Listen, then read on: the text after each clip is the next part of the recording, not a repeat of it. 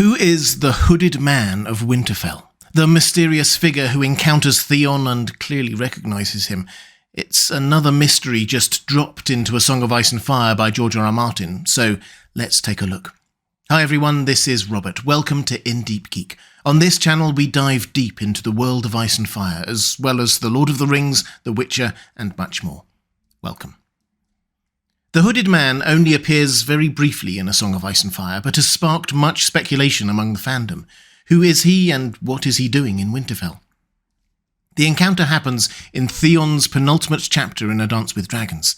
He is at Winterfell, and the situation there is complex, to say the least. The Boltons are in charge and have summoned their new bannermen to pay fealty to them. Some of them probably are loyal, but many are not, and hold deep grudges about what happened at the Red Wedding. There is widespread agreement in the fan community that there is some kind of great northern conspiracy going on, with Stark loyalists inside and outside the castle, as well as Mance Rayder and his spearwives being there on a secret mission from Castle Black. Murders are taking place within the castle walls, and the backdrop to all this is that winter has fallen at Winterfell to an extreme degree. I've talked at length in another video about why that might be, and we'll talk in a future video about the political situation with the Great Northern Conspiracy, but our focus here is on Theon. He is a broken man, physically and mentally, although he now has a small degree of freedom, having been wrested from Ramsay's control by Roose Bolton, and now allowed to roam the castle. Theon, or Reek, he's still working through that in this chapter, though he ends it definitely self-identifying as Theon again, has taken to wandering the castle grounds at night, despite the snowstorms. He is the ghost in Winterfell. That's the title of the chapter, and as we know, the chapter titles in A Song of Ice and Fire are either the POV character's name, like Theon, Jon, Daenerys, and so on, or a description of them, the Turncloak, the Blind Girl, the Iron Suitor, and so on. So Theon is the ghost in Winterfell. We'll come back to that in a bit. Because here he is wandering around outside, despite the horrendous weather. We read this. Outside, the snow was coming down so heavily that Theon could not see more than 3 feet ahead of him. He found himself alone in a white wilderness, walls of snow looming up to either side of him, chest high. When he raised his head, the snowflakes brushed his cheeks like cold, soft kisses. He could hear the sound of music from the hall behind him, a soft song now and sad. For a moment he felt almost at peace. Further on, he came upon a man striding in the opposite direction, a hooded cloak flapping behind him. When they found themselves face to face, their eyes met briefly. The man put a hand on his dagger. Theon Turncloak. Theon Kinslayer. I was Ironborn. False is all you were. How is it you still breathe? The gods are not done with me, Theon answered, wondering if this could be the killer, the Night Walker who had stuffed Yellowdick's cock in his mouth and pushed Roger Weisswell's groom off the battlements. Oddly, he was not afraid. He pulled the glove from his left hand. Lord Ramsay is not done with me. The man looked and laughed. I leave you to him, then. And that's it. Theon walks on, thinking no more of it, before he is summoned before Roose Bolton to be questioned as to whether he might be the murderer. Barbary Dustin, of all people, comes to his defence, showing how, crippled as he isn't capable of it. The chapter ends with Theon before the weirwood tree, wanting to die as Theon, not Reek. So, who is this hooded man that Theon briefly meets? It's a mystery that George R. R. Martin has yet to give us the answer to. Well, despite the fact that this is a very short passage, we actually get a lot of clues. This is a man, and someone used to the cold of the north. Their cloak is flapping behind them rather than pulled tight around them, despite the blizzard. They are striding purposefully, despite the visibility being down to 3 feet, or about a metre, so he seems to know Winterfell well. And most obviously, this person knows Theon well. The hooded man names Theon immediately, and he doesn't just know Theon, he has a very clear view that Theon is a Turncloak and a Kinslayer. A Stark loyalist, clearly. And someone who wants Theon dead, but doesn't know Theon's history with Ramsay, and being Reek. He didn't know that Theon had lost fingers from his hand until shown. In fact, he didn't even know that Theon was alive. Finally, although the section is written in such a way that we don't know what the man looks like or whether Theon even recognises him, he does wonder whether this man might be responsible for the recent murders in Winterfell, but is also not afraid of him, which is curious. So, before we dig into any other evidence, the base case for this mysterious figure is that they are a stark loyalist who knows Winterfell well, hates Theon for what he's done, but didn't know he was even still alive, so wasn't there for the wedding between Ramsay and Jane Poole just a few weeks earlier, where Theon walked Jane down the aisle or into the Godswood. In fact, they probably have only recently arrived in Winterfell if they didn't know about Theon being there. And although they want Theon dead, they aren't about to do it in cold blood there and then, and Theon seems to know them well enough to know that. I'll be upfront and say that this is one of those mysteries where George R. R. Martin hasn't given us enough evidence to be 100% sure yet, and the A Song of Ice and Fire community has thrown up plenty of reasonable theories, but I do think there is a most likely candidate. But first, let's deal with the boring possibility that this actually isn't anyone important. It's possible. Although it's an odd encounter, George R. R. Martin doesn't particularly draw our attention to it. Theon doesn't react strongly to what happened or think back to it. It's over in a couple of paragraphs, and thematically it acts as a marker for Theon towards the chapter's end in front of the weirwood tree, rather than the culmination of a mini-arc in and of itself. Still, the oddity of the encounter is quite jarring, and I think we are supposed to wonder who this might be. So although it might not be the focus of Theon's journey here, I suspect that when we get more of the story, we will be able to look back and see that this was a hint to something bigger going on. Someone being in Winterfell that we should be aware of. Though, before we go down that route, we should cover a popular theory in the fandom, that this isn't anyone real at all. This theory is sometimes known as the Theon Durden theory, so named for Tyler Durden in the movie Fight Club. Credit to those who have developed this idea on message boards over the years. Please do go and check them out if you're interested, rather than just my summary here. The idea is that this is all just Theon's fevered imagination, or more precisely, this is Theon the unreliable narrator meeting himself on that cold Winterfell night.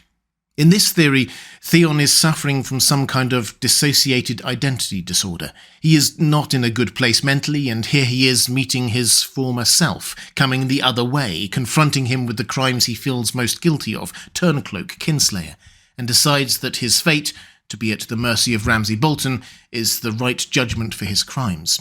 As I said, I like this thinking, and George R. R. Martin has more than once reminded us that he uses the unreliable narrator mechanism in telling this tale, and if anyone in this story is likely to suffer from something like dissociated identity disorder, it is Theon. But still, this doesn't quite add up to me. If this is Theon accusing himself, why is he accusing himself of being a kinslayer? The world thinks that he killed Bran and Rickon, but Theon knows he didn't. He did kill some innocent boys and pretended they were Bran and Rickon, and perhaps unbeknownst to him and everyone else, one of those children might have been his. He had been sleeping with the miller's wife, but he knows he is not a kinslayer when it comes to the Starks. That's not a crime he would accuse himself of. And if this were himself he saw, would we not have some flicker of recognition on his part, or some thought about it afterwards? Would he not have felt convicted by the accusations, rather than trying to defend himself with the technical argument that he can't be a kinslayer for killing Starks because he's a Greyjoy? That in and of itself means that he must think the hooded man thinks that he killed Bran and Rickon, when Theon clearly knows himself that he didn't. He isn't scared or convicted or seemingly all that bothered by the encounter.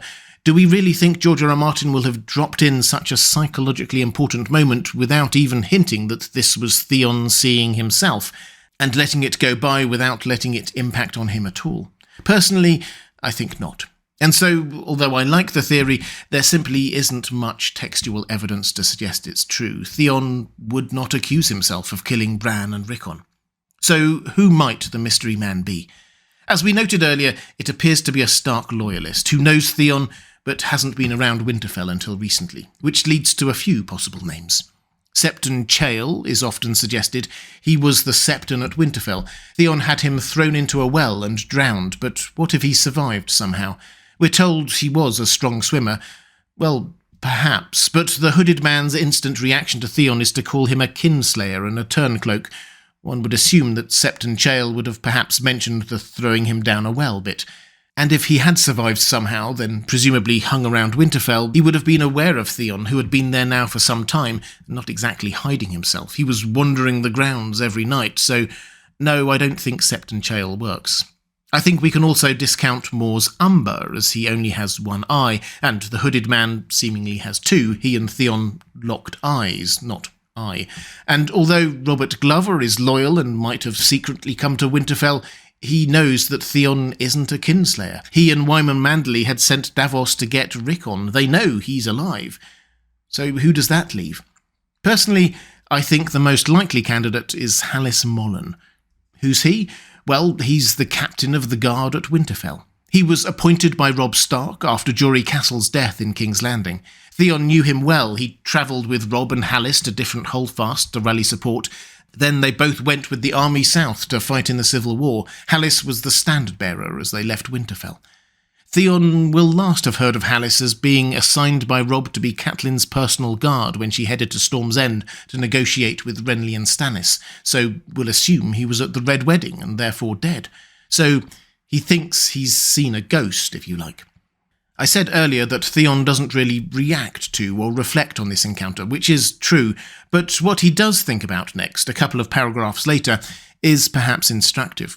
He thinks that he was trapped here with the ghosts, the old ghosts from the crypts and the younger ones that he had made himself, Mikken and Farlan, Gynaer Rednose, Agar, Gelmar the Grim, the miller's wife from Acorn Water and her two young sons, and all the rest. My work, my ghosts, they are all here, and they are angry.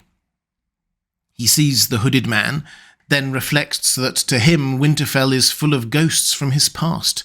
It seems a sensible step in logic that Theon thinks the Hooded Man was a ghost from his past. So, if this is Hallis, why is he there? Whatever Theon may know, we know that he was last seen at Riverrun. Catelyn entrusted Ned's bones to him, a small escort and some silent sisters, and they headed north towards Winterfell. This was obviously just before Winterfell fell to Theon. I did a whole other video about where those bones are, and therefore where Hallis may be, but at the risk of spoiling that video, all the evidence suggests that they are probably currently in the neck as guests of Howland Reed. There's probably actually quite the gathering of Stark loyalists there. Hallis, Howland himself, plus Mage Mormont and Gelbert Glover, who had been sent by Robb to find Howland. What might that group do once they know that Winterfell was taken by Theon, burned, and then the Boltons have taken it? Well, they won't let the bones go there, for starters. They can probably stay under the care of Howland Reed for a while, but just sitting there and doing nothing also doesn't seem likely. At the very least, they would need to send someone north to find out what is happening. And who out of that group would be best placed to go to Winterfell? The person who was raised and lived there, Hallis Mollen. Perhaps he would have some special mission, but at the very least he will want to remain hidden and not bring attention to himself, making contact with other Stark loyalists where he can. In this light, his reaction to Theon makes perfect sense. He clearly loathes Theon for what he did, and is surprised to find him still alive, but doesn't kill him there and then. The need for secrecy and the assurance that Theon is suffering anyway are more important. He just wants to get on his way. And although we don't know huge amounts about Hallis's character, we do get one insight from Kat when she observes that he had a penchant for loudly announcing the obvious. For example, when Jaime is brought before Robb after the Battle of the Whispering Wood, Hallis announces him as Kingslayer, as if he weren't one of the most famous people in the land. And here the Hooded Man just plainly says Theon Turncloak, Theon Kinslayer, again just saying what he sees. He also doesn't necessarily think through the consequences of his actions. While in Storm's End, he tells his men that there would be a battle the next morning. Kat notes that Hallis has a loose tongue. Perhaps that information shouldn't have been shared so freely. And here, the Hooded Man seems to be on some kind of covert mission, but has clearly been seen and recognised by Theon, and yet he lets him go. Not perhaps the smartest decision. So, the Hooded Man is a Stark loyalist who speaks the obvious and sticks to his mission, despite clearly wanting Theon dead. It's not a cut-and-dried case, but Hallis Mollen certainly seems to fit the facts. And just to cover off one other angle here, some have wondered why Theon was oddly unafraid during this encounter, even when wondering whether this might be the person doing those murders in Winterfell. I think the answer lies not so much in who the Hooded Man might be, though I suspect that as Theon clearly knows them, he would know if they are the kind of person to kill him in cold blood, but what's more important is where this chapter is heading. Theon goes to the Weirwood Tree and begs to die as Theon, not Reek. That's what he wants, what he's been reduced to. The Hooded Man names Theon as Theon. Theon isn't afraid because he wants to die as Theon. In that moment, he probably half wanted the Hooded Man to pull that dagger. Saying that this isn't all an episode of dissociative personality disorder doesn't mean we should underplay the clear psychological and physical trauma Theon has gone through. Him wanting to die as Theon is just one of the first steps he needs to take. Perhaps at some point he may be able to want to live as Theon. So, who is the Hooded Man? It's not Theon himself. It accuses him of things he knows he's innocent of, nor is it anyone he's seen around Winterfell recently. No, this is someone newly arrived at Winterfell, who Theon thinks of as a ghost from his past, someone who loathes him for what he's done, but is so loyal and straightforward that he lets Theon live so he can continue his mission, rather than just take his own vengeance. It may not be Hallis Mollen, but if it isn't, it's someone very like him. If you'd like to see more videos like this, diving into George R. R. Martin's world of Ice and Fire, there's a playlist appearing now on the left of your screen. Or to support this channel, thank you. There's a link to my Patreon page on the right of your screen. That's all for this time. Thanks for watching. I'll see you again soon.